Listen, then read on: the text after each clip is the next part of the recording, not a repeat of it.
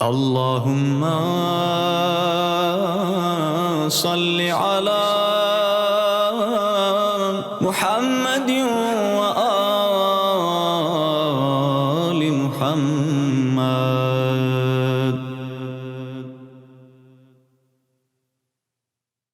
Hasbunallahu wa ni'mal wakil, ni'mal mawla wa ni'mal nasir. A'udhu billahi minash shaitanir la'inir rajim. Bismillahir rahmanir rahim. Alhamdulillahi rabbil alameen. Wa salatu wa salam ala ashrafil anbiya'i wal mursaleen. Sayyidina wa Maulana Abul Qasim Muhammad.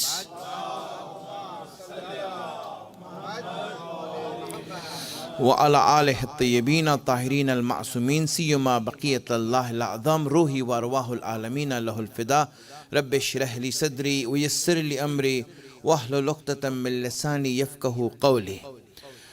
We are speaking about the width of life. The width of life, there's an echo. The width of life is regarding our capacity to use the blessings of Allah. Allah wants to give us blessings, but we are incapable of using them. So when we are incapable of using it, then Allah stops at the level that we are. He doesn't give us more because we are unable to take it. That's why we only have a little bit of knowledge. Allah could have given us a lot of knowledge. But, just imagine, because knowledge leads to power and domination, if Allah gave one person knowledge, then he would dominate over others. And he would rule over others. It's very simple. That's the whole idea. For example, this syndrome that even our mu'mineen have regarding Maulanas. The idea of the Maulana syndrome is that you have someone who learned, and then because he learned a little bit more than others, or he had just had the chance, or never had the job, so he went and learned, whatever the case is, it could be any of the above reasons. So when you go and learn and study, so now what happened is that you make a living by keeping everyone ignorant. Right? Keeping everyone ignorant, right? As long as they're ignorant, just keep them to the things that they like and that they enjoy, and let them have the candy that they want, and never the medicine that they require. And that's why when you go to any center or any masjid, that's what's happening. You're getting the candy that you want, but never the medicine that you need. And so what happens is this is an easy way of empowering your own self and making everyone enslaved to you. That everyone looks up to you and says, this is the Maulana, It's very sad when a community is like that only one person is alim and the rest of them are jahil. This is not a community. Do you think that this is a community that was the goal and the vision of Rasulullah when he came?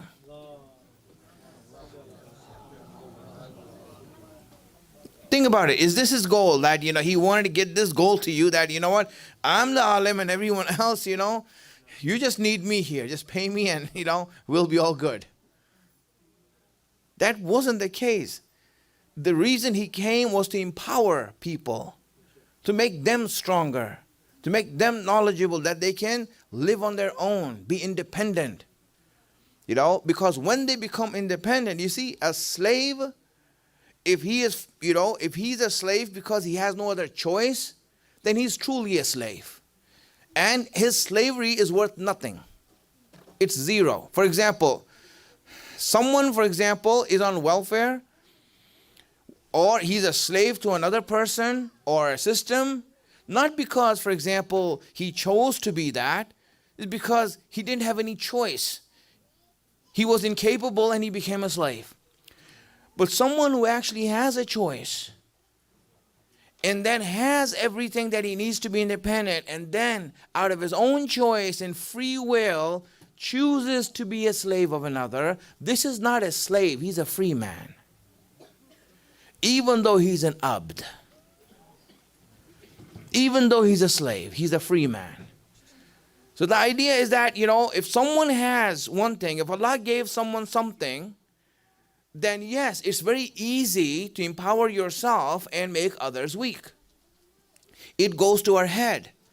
But when someone, for example, when Allah gives you and you see that it's more than what I need, if it's money, if it's wealth, anything that you want, you see that what happens is that you will understand that the extra that I have is not meant for me. Allah made me a trustee for this so that I can give it to someone else. It doesn't mean just welfare. It means that you create jobs. You make employment for others. You make a livelihood for other people through that. Not just, for example, sadaqah. Now, the reason I'm saying this is because we need to understand that when Allah gives us something, there's a limit that we can use. Whatever I can use is what is ours. Everything above that is His. An explanation of this through hadith. Let me, if you all can then send us salawats. Just one more time if you can move forward, we can pack ourselves in, more people can.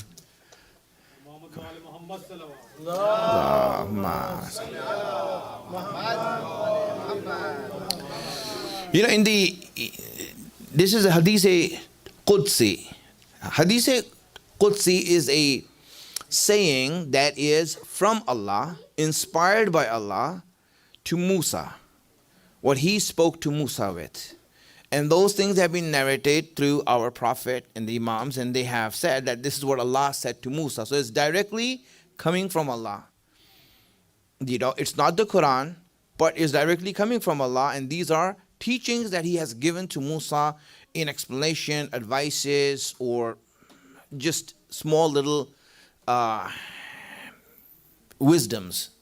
So in one of those wisdoms, Allah says in this Hadith Qudsi that the poor, those who I haven't given, some people Allah does not give a lot to. He restrains them, constrains their means. He doesn't give a lot of money to, or wealth to, or food to. So He says that those who are poor, they are my family. I take care of them. It's my job to take care of them. They are my family. The poor are my family. And the rich are my trustees. I give them the extra so that they can, from their point, give that to those and make it reach those who need it. And that's where you see that if you have more than what you need, then Allah is making you a trustee. He has given you that position that you have become His trustee, that now whenever you do, and it's not just welfare that you give sadaqah and that's it. No. Anything that you can do to create employment, help someone educate themselves that they can get a job and livelihood. Whatever you can provide. All of these things, you are the trustee. And so now, what is the wit? Wit is the capacity that we have that we can take the blessings of Allah. When we look at ourselves, we don't have that much capacity. That's why Allah doesn't give us much. He does not give us much because we aren't able to, we cannot handle it. We will lose our deen, we will lose our faith, we will lose our akhlaq. We will corrupt ourselves if we had a little bit more. If Allah deemed it correct to give us more, He would have given it. It's good to ask Allah. When you ask Allah to increase your rizq, it's good to ask that. But when you make this dua, understand this also what I'm saying. When you make a dua, we have many duas to increase rizq and provisions, right? We have many duas and people read it. And that's the number one dua that is sought by mu'mineen from Maulanas, Maulana, a dua to increase our rizq. Okay, great, you want a dua to increase your rizq.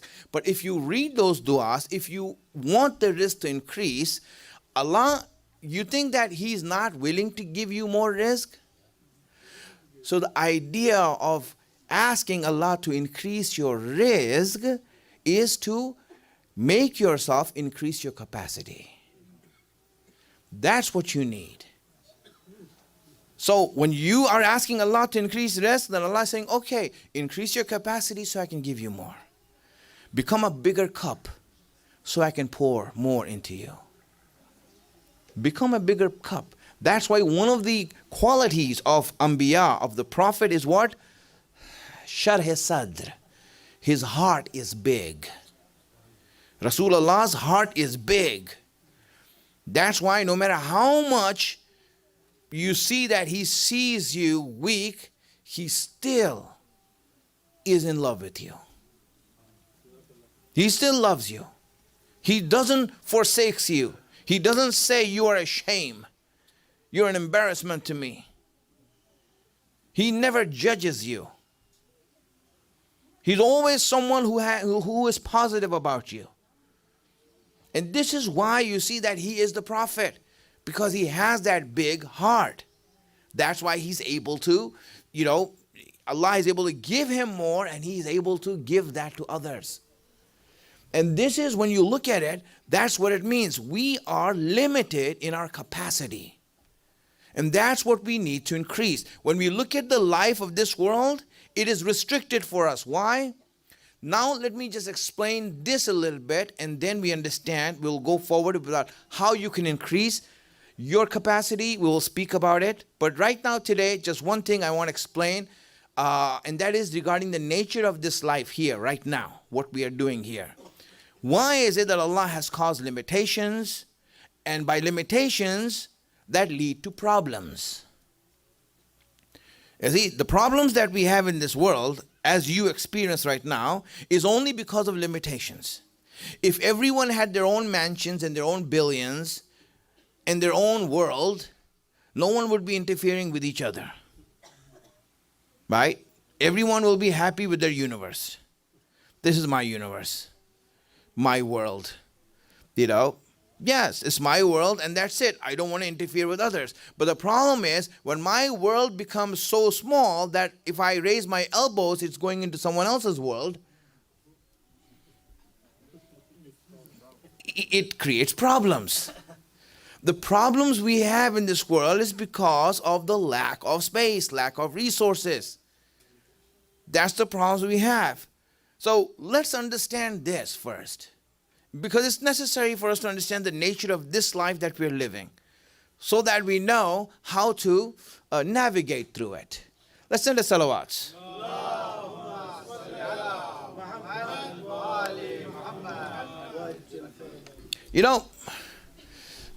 Let's talk about problems. When I was a kid, the problem was that we didn't have any good video games. Yeah, when I was a kid, I remember, the first game I played was Atari. I don't know if you remember that. Right? It used to come with these cartridges, this big old box, and you put that cartridge in there, and and then you play it, right? It was really black and white, right? It was just black and white games, and like Space Invaders, Pac-Man, those type of games, right? Duck Hunt, yes.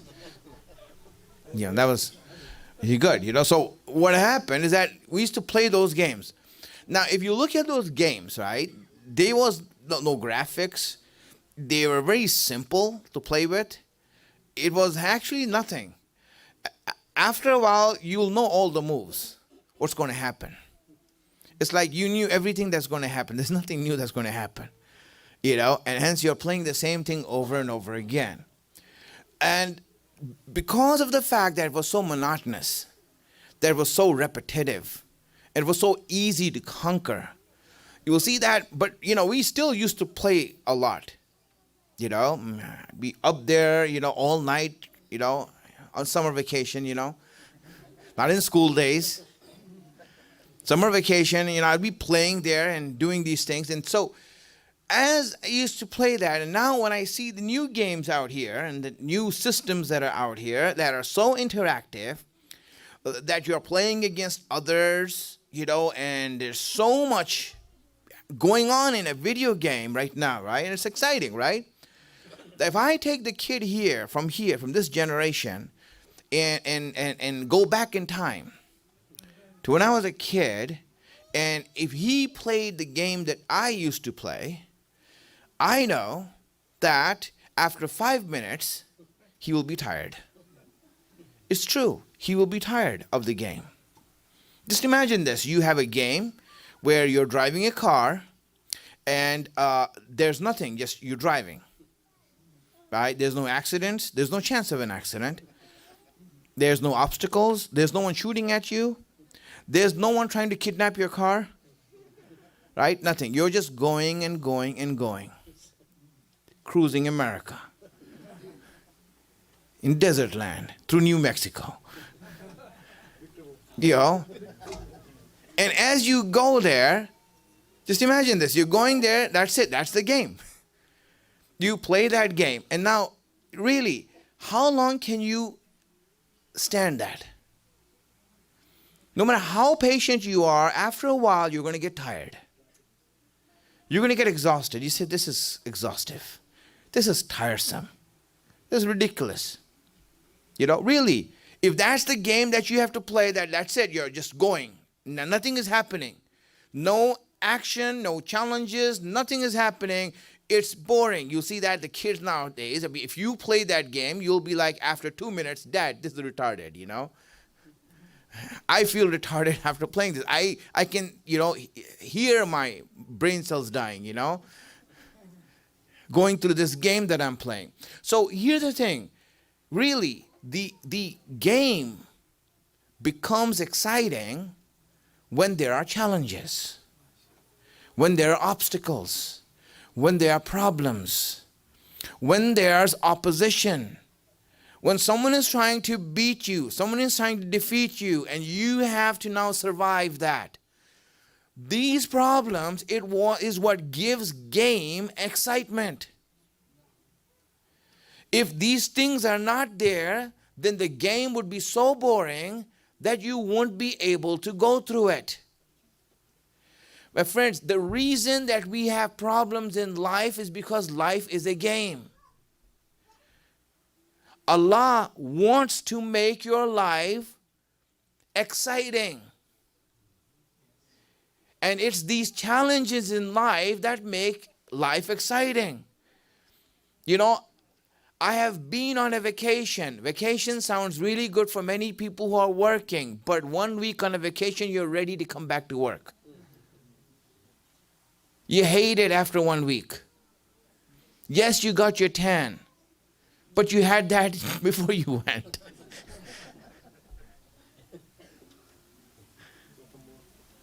So now, when you went there, to whatever vacation that you did, you'll see that after going through a few days of no work, no problems, no nothing, you are going to get bored. You are going to get tired of this. If our life was like this, imagine how tired we'll be right now. The thing that gives excitement to life are the problems in life. This is what gives problems. But because we don't know that, we get ambushed by problems. We fall under them, become roadkill to problems. Instead, if we look at these problems and look at them as challenges in a game, then every problem will be an exciting episode of our life. It would be an exciting episode of our life. Our life will be full of joy that, wow, this is my next challenge. You know, what am I up against? You know, income tax. You know, there you go. That's my next challenge. You know, what am I up against? You know, disease. What am I up against? Poverty, unemployment, relationship problems. Everything that happens, then you're expecting it. Why? Because it's a part of life. Why is it a part of life? Because life is a game. The life of this dunya is a game. Allah made it like a game. And we need to treat it like a game. And if we treat it like a game, then every aspect of our life will be full of joy. We will be excited. So much excitement in life. The real excitement in life comes through the problems. If it wasn't there, you will be going crazy right now. If everything just happens the same thing, every morning you leave the house and this and that, you over that, this movie about this guy who lives in a bubble, Jim Carrey, remember that movie? He lives a bubble life, that's it, he's just doing everything, same thing every day. Truman Show, that's right. You look at the Truman Show, what happens at the Truman Show? It's just like that. We are caught in that. And if we live like that, really a time will come when we go crazy. We start questioning what the heck is going on here. Why are there no problems in my life? I mean, even the show understood that you need to add some problems in there. If we don't, the guy will go crazy. Because it's life. We need these problems in life for excitement. But we are all afraid of it. Everyone, the second most popular dua is Allah. That everyone asks the Maulana is, about Allah, how can we avoid bala and problems? Bala means problems and trials. Is there any way we can avoid that? A dua to understand that. Allah gave this bala to you, this problems to you to make your life exciting. And here you are trying to run away from it. You're trying to run away from it. This is what makes it exciting. And innately, here's the thing. Our inner nature wants it. On the outside, we go along with the rest of the people in society and say the things that they all want to hear us say. I'm tired, man. I'm this, man. I'm that. But the inside of us, I love drama. Yes, I love drama. And if you want to see how much you love drama, really, people who work don't have the time to watch day shows, like Jerry Springer and Maury Povich and this and that, But trust me, if you just watch it for 2 minutes, you're hooked.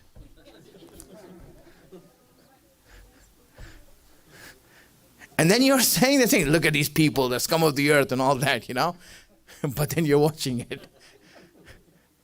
And you're excited watching it. Why? Because it's in our nature. We love these drama. It's what makes life exciting. And hence, if we can just come to terms with the fact that the problems Allah is giving us and the trials that He gives us is so that we can go through this life, and that every problem that comes is a source of excitement for us because it's a challenge in our life, then you will see that every challenge that comes, we'll treat it with excitement, as opposed to being afraid of it and running away and trying to run away, getting depressed, miserable. Why are people miserable? They don't understand why they have problems. The reason they have problems is because it's a challenge, and a challenge is a part of the game. Challenge is a part of the game. If, for example, you're playing basketball, if you're playing basketball, the hoop, I don't know, how big is the hoop? A foot, a little bit more. That's the hoop. Let's say, for example, you say, you know what? Let's make the hoop 5 feet wide. What will happen with that? Then any Tom, Dick, and Harry will become Michael Jordan, Kobe Bryant, right? The idea that it's small and it's hard to put in is what makes it exciting. It's what makes it exciting.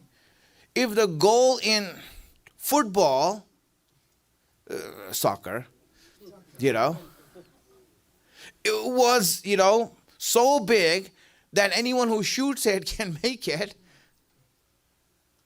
then, there wouldn't be any fun in that.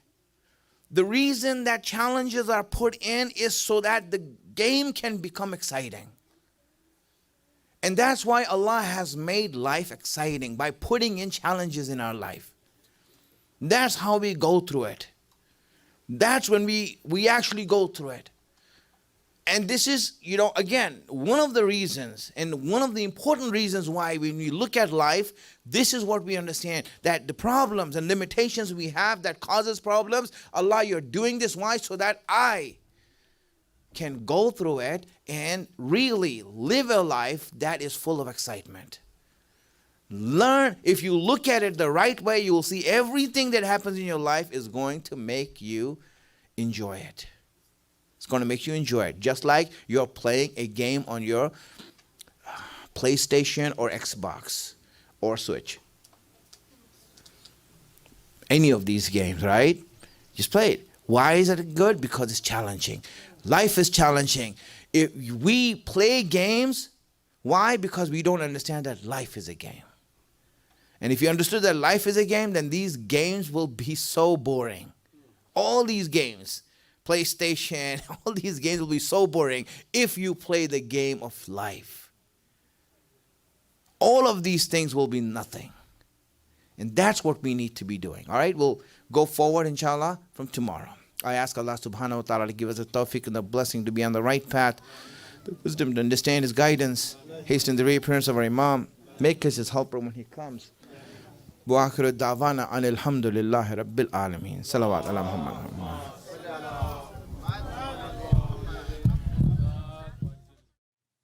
اللهم صل على